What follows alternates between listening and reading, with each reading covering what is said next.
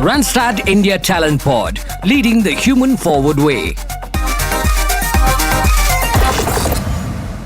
Welcome and welcome again. It's a brand new season, a brand new phase of Randstad India Talent Pod. I am Neerja, your host, and I am back in action. So excited to be here because this time the theme is diversity. Now, this is a word that we hear a lot these days, and it's a word that carries a lot of weight because there really is nothing more important than diversity and inclusion, making people feel like they belong. And this is where Randstad leads by example. Now, as you may already know, this podcast is a wonderful way to connect with you and give you exciting updates and engaging in important conversations from the world of recruitment, hiring, and placements. And like I said, on this second edition of the Randstad India Talent Pod, the focus is on diversity, inclusion, and belonging. All things D&I. Randstad India Talent Pod is back with a bang, and we have Ankita Banerjee with us today, who heads talent management, HR communication, and equity, diversity, inclusion, and belonging for Randstad in India. Now, that is the theme of the show today. She was hired as a management trainee. She's been fortunate to start her career off with a sales and account management role, and she's got experiences across various HR centers of excellence in her 10 years of professional journey. Ankita's lived experiences and deep interest in mental health is what sparked her EDI&B journey, and she truly believes that being your authentic self starts with self-reflection. I couldn't agree more. Outside of work, Ankita is found volunteering with local animal welfare programs, reading financial and medical exposés, and meeting new cats, which I love. Ankita, I may not be as exciting as a new cat, but I'm certainly very excited to meet you. Hello and welcome. Thank you so much, Neerja, and hello, Randstad. Well, we are pumped to find out everything you have to offer on the D&I front. But first, let's start with your journey, Ankita. You are quite rightfully so leading from the front. Tell us about your journey in the D&I field and your personal experience with it. Neerja, so to speak, and thank you so much for this opportunity to have this conversation with you. My experience started and my journey started from a place of lived experience, if I may call it that.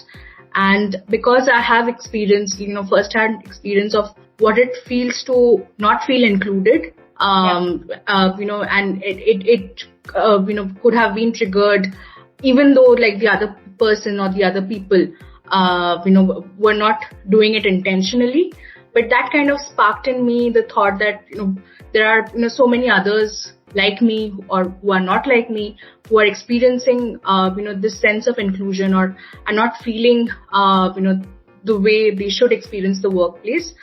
And that kind of triggered me to start on this journey, to kind of start from a place of self-reflection. I had a lot of incredible support from my, leader, my boss Anjali, and of course our leadership team, our management team, Vishy, our CEO, all of them were with me on that journey. But of course, I would say, and I think it's true for a lot of ED&IB leaders, that it starts from their own lived experiences and reflection. Very beautifully said. I think we can all relate to that very honest account of what it feels like to be excluded, and that's a great place to come from when you're working in the D&I field. And that brings me to this question. Let's talk all things D&I. D&I at the workplace has become such an important goal for every organization, right? So what do you think is Randstad's approach to ensure that we are on the right track? Great question, Neerja. I mean, if I reflect back on from where we started and, towards the end of 2020, at that point in time, we, started with the mission to enable every colleague, every, person associated with Randstad to be able to embrace each other's uniqueness and be their whole true self at work. So that's where the True Self Forward ED&IB journey essentially started. Our focus then was to kind of recognize what does ED&IB mean for each of us. So it could be, diversity in, not just in terms of very obvious traits or attributes like gender, age, gender identity, sexual orientation, ethnicity, faith, so on and so forth. But it could, or disabilities or ability. But it also translated into diversity in terms of thoughts, values, perspectives, ideas, personalities, etc. So that's where we started, and we wanted to put mental health, mental well-being at the center of this journey, which is why we kind of brought that theme of True Self forward, very focused into our approach, and aligned so well with our brand promise of Human Forward, Randstad's brand promise of Human Forward, and that's where we started the movement. And over time, we were able to create that, community, that safe and bold space to have those conversations. We were able to bring in those, very critical environmental and infrastructural changes. So whether it be with policies or practices or initiatives that we were bringing in, we were able to bring that change. And slowly we've brought that focus with, very clear 3 critical pillars. The first is, of course, inclusive leadership. So ensuring that every, leader, every people manager is able to demonstrate that, behavior and trait of inclusion and belongingness, for not just for themselves, but for their larger teams. And we are very lucky to have very visible and active allies in our leaders and our management teams. Next, we talk about equity over equality. So obviously, when we want to reflect on the exclusion that people from historically or currently excluded groups or communities experience, we must realize that just giving everybody and treating everybody the same way will not make sense. So we talk about equity over equality, right? So which means that how am I creating those equitable opportunities, moments for everybody to be their whole true self, or to have the agency to be, to whatever degree they are comfortable, be their whole true self and ask for those opportunities, look for, opportunities for growth. And then finally, of course, belongingness. So are we really looking at, how our, colleagues are experiencing from, excluded or, majoritized groups. And we do this through our internal, pulse check surveys. Of course, we participate in a, whole lot of external, awards and, surveys as well, just to, ensure that we are, walking the talk when it comes to ED&IB.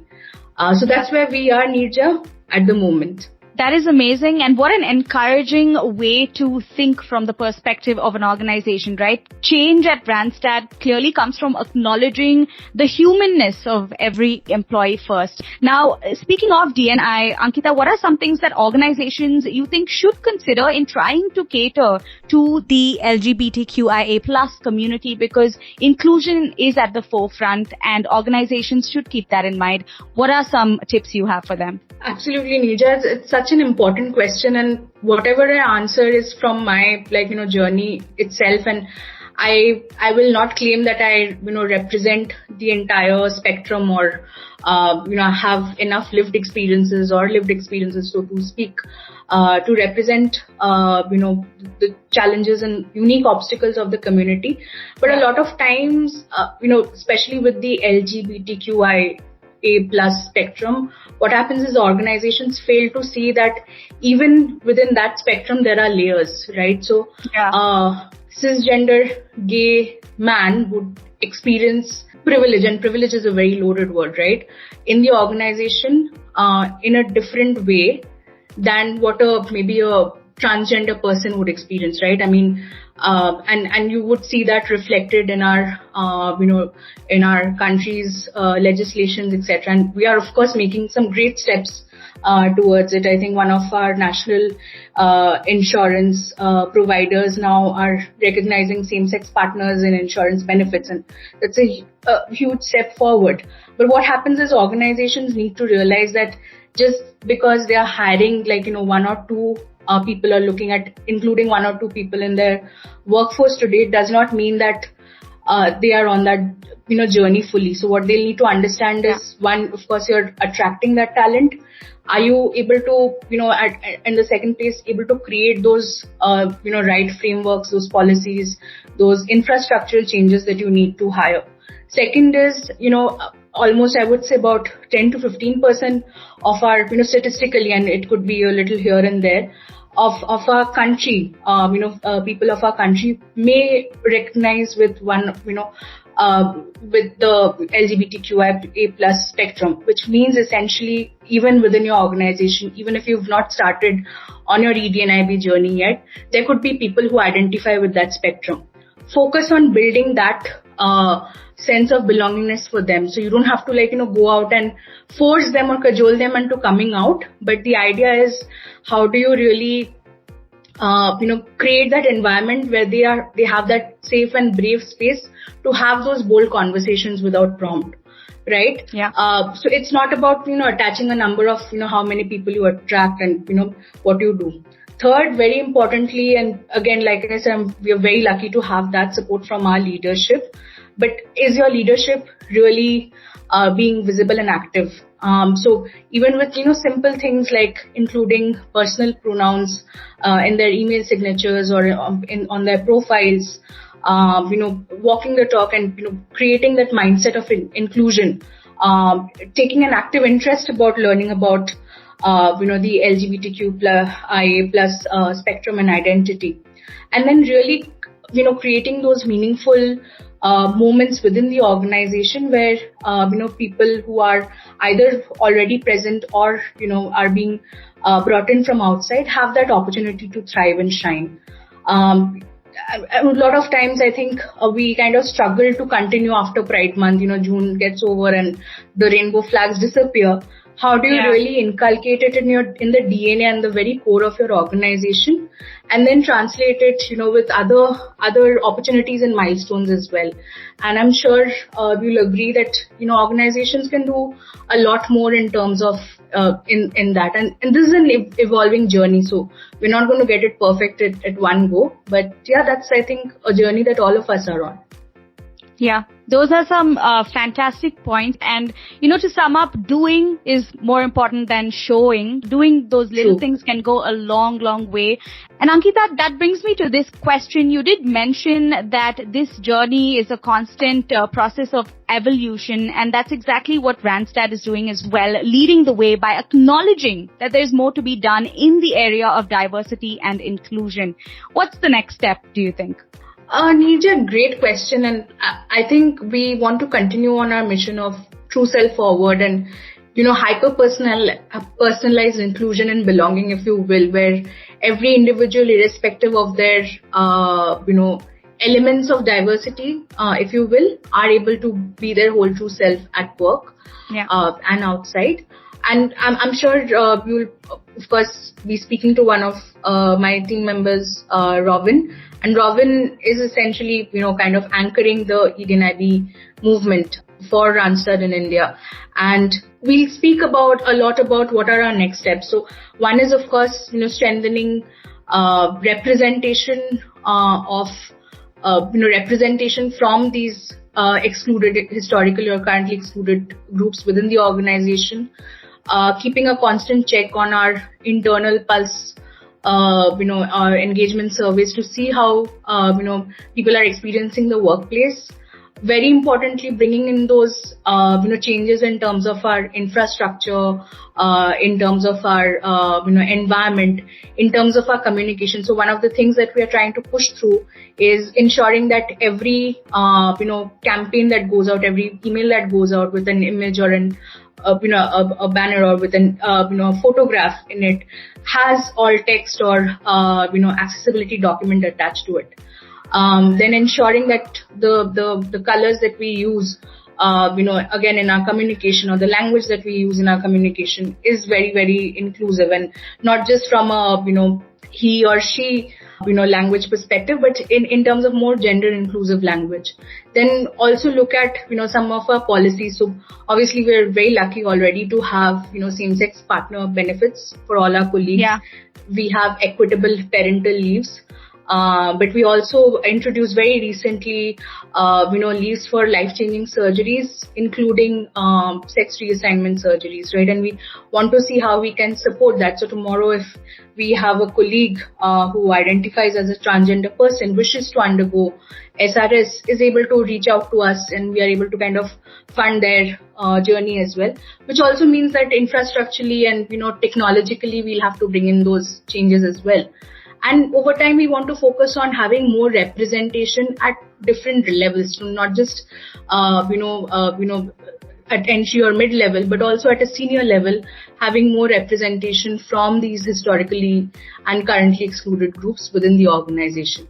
We want to be seen as and that's one of our mission, and to be the most trusted and most admired company in the industry and beyond. And we want to be the most trusted and most admired company even on the ED&IB agenda, not just for for ourselves, but for our clients, for our talents as well.